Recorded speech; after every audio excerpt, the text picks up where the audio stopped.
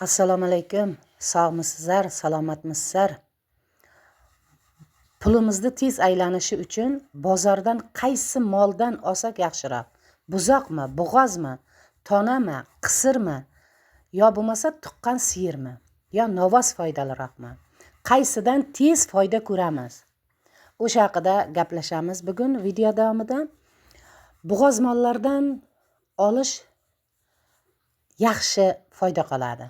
Bozordan olsangiz, tanlab yaxshisidan tez foyda qiladi buzoqlardan ko'ra, bo'g'oz mollardan. Buzoqlar sekin o'sadi, yillar kerak. Bo'g'oz mol olsangiz, iloji boricha 4 oylikdan boshlab oling, 9 oylikqa yetayotgan 8,5 oylik bo'g'oz mollarda ko'pincha aybi bo'ladi. Aybi bor bo'g'oz mollarda 9 oylikqa yetkazib sotiladi. Ko'pincha tayyor bo'g'oz molni foydani sizga bermaydi-ku. Olib sotaram. O'shanisini hisobga ol. Bo'g'oz molda 4 oylik, 5 oylik va 6 oylikgacha oling, aybi kam bo'ladi. Bo'g'oz mol ko'p yem yemaydi, novvoslarga o'xshab. Buzoqlarga o'xshab uzoq vaqt kerak emas, 1 yil, 2 yillab kerak emas. Qisir mollarni jemlab sotaman desangiz, foydasi kam.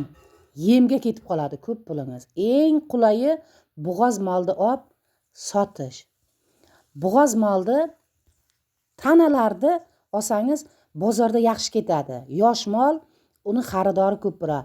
Bo'g'oz tanalardan foyda yaxshiroq. Ayniqsa yuvoshi bo'lsa, nur ustiga a'lo nur.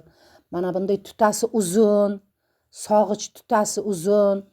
Bir xil mollarda tutasi kichkina bo'ladi, yeling katta, sog'ishga qiyin bo'ladi. O'shaning uchun tutasi uzun mollardan ol.